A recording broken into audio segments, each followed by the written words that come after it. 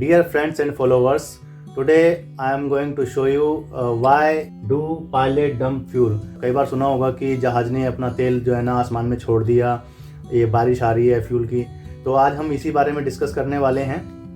So in this topic we will discuss these points, okay? So first of all we will discuss fuel jettison। What is fuel jettison? ये fuel jettison क्या होता है मैं इसके बारे में आपको बताऊंगा। देन पोल्यूशन, इससे पोल्यूशन होता है कि नहीं है, काफ़ी लोगों के ये क्वेरीज होती हैं। ये क्यों किया जाता है वो मैं आपको बताऊंगा। उसके बाद में कैसे किया जाता है वो भी मैं आपको बताऊंगा।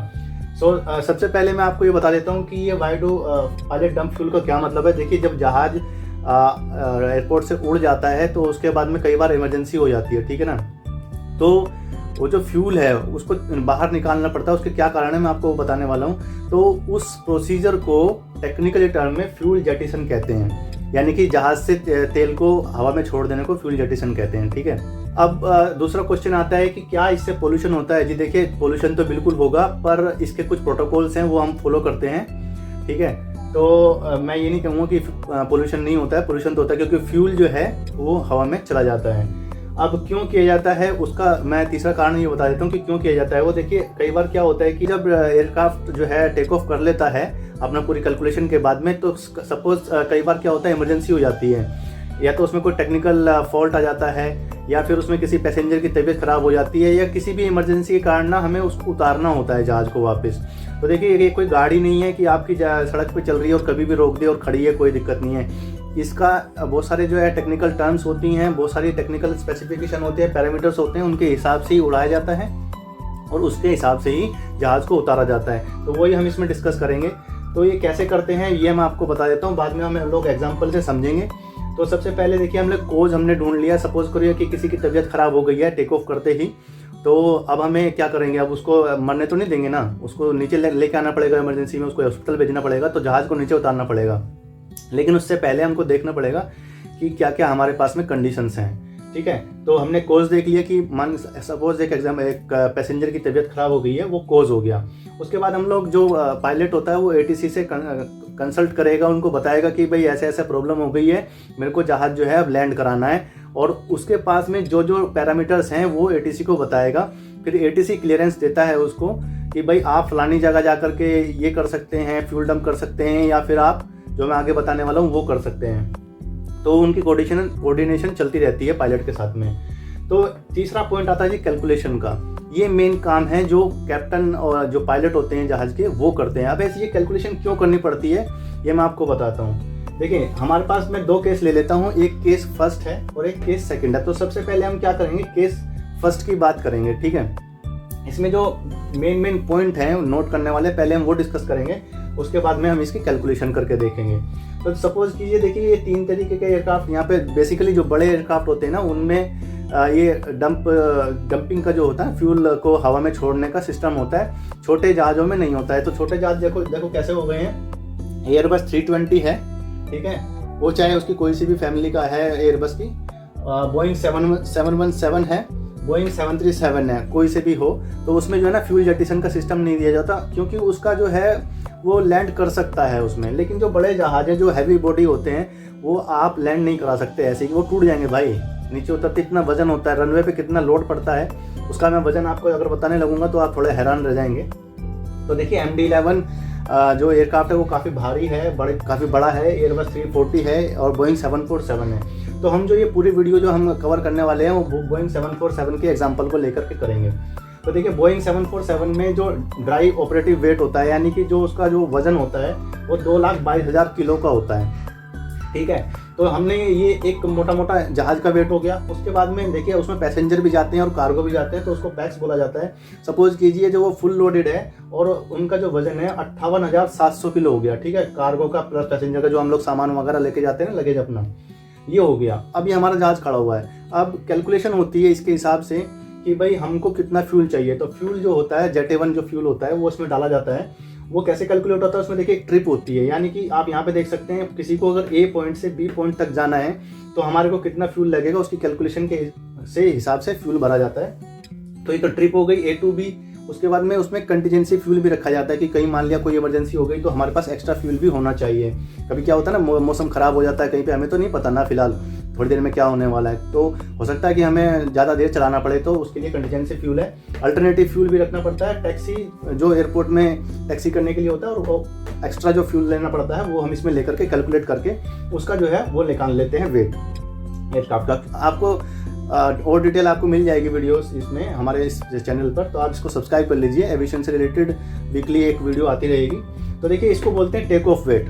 देखिए, जब जहाज को उड़ता है ना, तो उसका एक वेट होता है, उसके जब तक वो आएगा नहीं, उतना मेंटेन नहीं करेंगे तो जहाज लिफ्ट नहीं कर पाएगा। तो देखिए, हम लोग अगर 747 की बात करें तो मैक्सिमम जो इसका जो मैक्सिमम टेक ऑफ वेट है वो 4,47,700 किलो स्टैंडर्ड है, ठीक है ना। लैंडिंग वेट, ये तो हो गया टेक ऑफ उड़ने का। एक होता है लैंडिंग वेट, ये बोइंग 747 का 3,12,000 किलो है, ठीक है ना। तो ये हमेशा जो है ना मैक्सिमम टेक ऑफ वेट के या तो बराबर होना चाहिए या उससे कम होना चाहिए, तभी आपका जो एयरक्राफ्ट है लैंड कर पाएगा। अदरवाइज क्या होता है ना, अगर ना स्ट्रक्चरल डैमेज हो सकता है, जो जहाज है वो टूट सकता है क्योंकि उसका वेट बहुत ज़्यादा होगा और इतने वेट पे वो नीचे उतर नहीं पाएगा। तो लैंडिंग वेट हमेशा क्या होगा, कम होगा। तो आप यहाँ पे देख सकते हैं टेक ऑफ वेट ज़्यादा है लैंडिंग वेट से, ठीक है ना।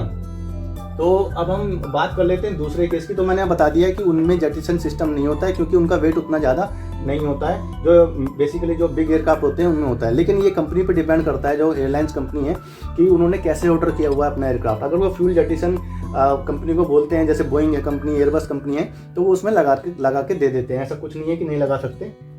एक इसमें नोट है, देख लीजिए, आप ये देख लीजिए। जो जनरली जो फ्यूल डंपिंग की जाती है ना एनवायरनमेंट में, ऊपर आसमान में, वो 6000 फीट पे, जो ग्राउंड लेवल से 6000 फीट पे, 5000 फीट से 6000 फीट के बीच में की जाती है। और जनरली ये जो है ना, अगर कहीं समुद्र है तो उनके ऊपर की जाती है, या कहीं ऐसा एरिया डिसाइड किया जाता है जहाँ पर पॉपुलेशन ना हो। तो देखिए, हम कैलकुलेशन देख लेते हैं यहाँ पे। तो आपने देखा कि मान लो कि यहाँ पे दो केस हैं। ये केस ए मैं पहले डिफाइन कर रहा हूँ, ये वाला, उसके बाद में केस बी मैं यहाँ पे डिफाइन करूंगा। तो केस ए में क्या है, मान लो एक एयरक्राफ्ट यहाँ से उड़ा और यहाँ तक पहुँच गया, उसने आधे से ज़्यादा रास्ता अपना तय कर लिया है। तो मान के चलो कि उसका जो ड्राई ऑफ वेट था, ऑपरेटिव वेट था, वो 2,22,000 है, जो मैंने यहाँ पे बताया। उसके बाद पैसेंजर उसमें बैठे हैं, सपोज 58,700 किलो उनका वजन है माल का और आदमी का, ठीक है ना। तो मान ली हमने इसमें जो है ना फ्यूल भरा 1,40,200, ठीक है ना, ताकि हम लोग इसको लिफ्ट करा सकें और ये टेक ऑफ कर सके। अब वो टेक ऑफ कर गया यहाँ से इतना वजन होने के बाद में। अब सपोज कीजिए यहाँ से यहाँ तक आने में उसने फ्यूल बर्न कर लिया 1,31,800, ठीक है ना। तो यहाँ से यहाँ तक का फ्यूल बचा उसके पास 8,400। तो टोटल कितना हमारे पास अभी इस वक्त इस कंडीशन में इसका वेट जो है 2,89,000 है किलो में, ठीक है।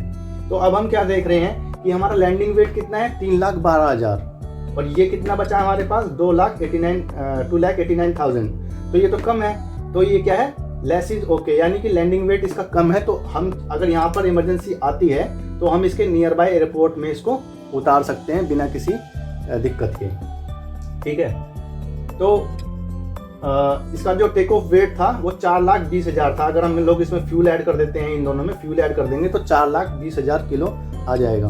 तो देखिए, ये तो था हमारा पहला केस कि आधे से ज़्यादा उसने दूरी तय कर ली है, तो ऑलरेडी उसका जो फ्यूल है वो बर्न हो चुका है, यानी उसका वेट कम हो चुका है। वेट कम हो चुका है यानी हम उसको उतार सकते हैं, इसमें फ्यूल डंपिंग करने की ज़रूरत नहीं है, और हमारा एनवायरनमेंट भी सेफ है, और ज़्यादा कैलकुलेशन करने की ज़रूरत नहीं है, उसको दिमाग ख़राब करने की ज़रूरत नहीं है। नियर बाय एयरपोर्ट में उतार दो तो यहाँ से यहाँ तक जाने में भी फ्यूल खर्च हो जाएगा, तो ये आराम से उतर जाएगा।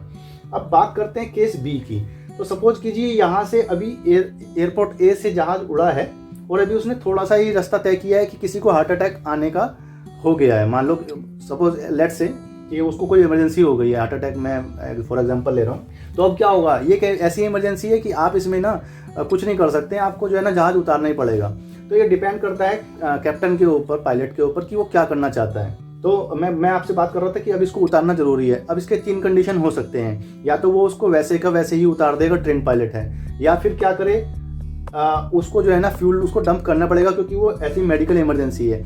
कई बार क्या होता है, टेक्निकली प्रॉब्लम आ जाती है, लेकिन वो इतनी बड़ी इमरजेंसी नहीं होती है कि हम लोग जो है ना एनवायरनमेंट को गंदा कर दें। तो उस केस में क्या होता है ना, आप यहाँ पे स्क्रीन पे देख भी सकते हैं, वो राउंड घूमता रहता है जहाज ऊपर, जब तक कि वो फ्यूल हमारा, जब तक कि वो वेट हम मेंटेन ना कर लें, लैंडिंग वेट, तो वो क्या होता है ना, घूमता रहता है। तो पैसेंजर भी सोचते हैं कि हम लोग जा रहे हैं, लेकिन ऐसा होता नहीं है, वो वहीं का वहीं घूमता रहता है ताकि फ्यूल बर्न हो सके और उसका वेट जो है कम हो सके।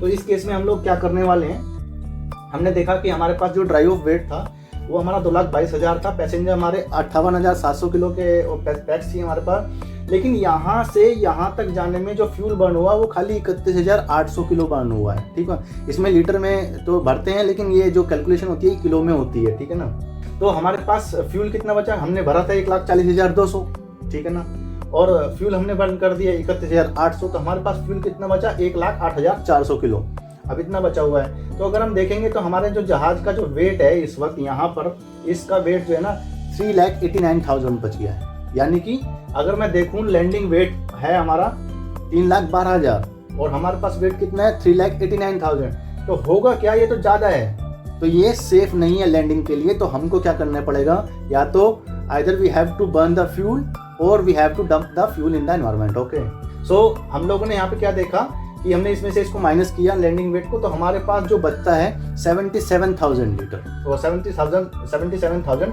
किलो। अब इतना वेट हमारे पास ज़्यादा है, अब क्या करें। अब हमें सीरियसनेस देखनी पड़ेगी उस कंडीशन की कि भाई क्या हम इसको राउंड करके बर्न कर सकते हैं, या फिर हम इसको जो है ना डंप करना ही पड़ेगा। ठीक है, तो ये आपको ATC से कंसल्ट करना पड़ेगा, और जो आपकी अथॉरिटीज़ हैं वो आपको बताएंगे कि करना क्या है। ये इसके एक प्रोसीजर होता है, वो इस वीडियो में हम लोग कवर नहीं करेंगे। तो ये हमने देख लिया, अब हमें पता लग गया कि हमारा वेट इतना ज़्यादा है, तो अब हम क्या करें। अब हम यहाँ पे देखेंगे कि डंप रेट जो होता है, जो फ्यूल को बाहर फेंकना होता है, देखिए पीछे क्या होता है, आप यहाँ पे फिगर में देख रहे होंगे, यहाँ पे फ्यूल निकल रहा है, इसमें ना स्प्रिंग लोडेड होता है। ऐसा तो नहीं है ना कि मैंने बटन दबाया और जो है ना छोड़ दिया, वो खुला जो है ना बहता जा रहा है, सारा फ्यूल खत्म हो जाएगा, फिर एक बचेगा ना, कोई भी नहीं बचेगा, धम से गिरेगा, उसको उतारने की भी जरूरत नहीं है। तो इसमें ना स्प्रिंग होती है, वो जैसे ही आप खोलेंगे ना, वो खोलने के बाद तुरंत फिर से बंद हो जाता है, नहीं तो वो फ्यूल बहता जाएगा और प्रॉब्लम हो जाएगी, समझ रहे हो ना। तो इसका जो डंपिंग रेट है, यानी कि फेंकने का जो रेट है बाहर, वो क्या करता है ना, स्प्रे टाइप का करता है, वो ना एकदम वेपोरेट हो जाता है एनवायरनमेंट में उतनी हाइट पे, तो नीचे तक नहीं आ पाता।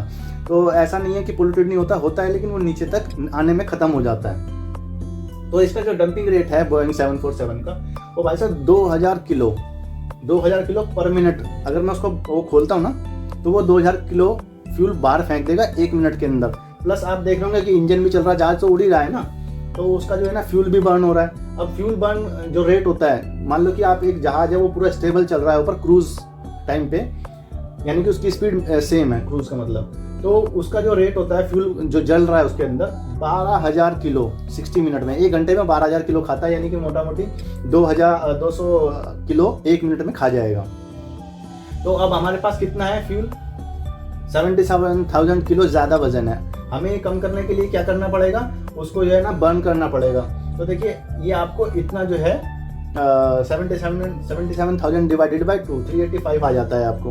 तो या तो आप इतना जो है ना उसको घुमाइए इतनी देर, ताकि वो जो है ना फ्यूल बर्न हो जाए, अगर आपकी ज़्यादा सीरियस इमरजेंसी नहीं है। अदरवाइज़ क्या होगा, आपको इसी हिसाब से कैलकुलेशन करनी पड़ेगी, और ये भी देखना पड़ेगा कि आपका ना फ्यूल भी बर्न हो रहा है, तो ऐसा ना हो कि वो पूरा जला ही दें। तो इस हिसाब से आपको ना जो पायलट होता है उसको कैलकुलेशन करनी पड़ती है। मैं तो भाई पायलट नहीं हूँ, तो जितनी जानकारी मेरे को है मैंने उनसे सीखा है, उसके हिसाब से मैं आपको बता रहा हूँ। तो आपने ये समझ लिया, उम्मीद करता हूँ आपको ये वीडियो पसंद आई होगी। ऐसी ही वीडियो हर हफ्ते आने वाली है, तो आप सोच लीजिए क्या करना है, सब्सक्राइब कर लीजिए, और अगर आपको लगता है कि ये नॉलेज है तो आप शेयर भी कर सकते हैं, और लाइक तो प्लीज़ कर ही दीजिए। मिलते हैं अगली वीडियो के साथ में, तब तक के लिए धन्यवाद।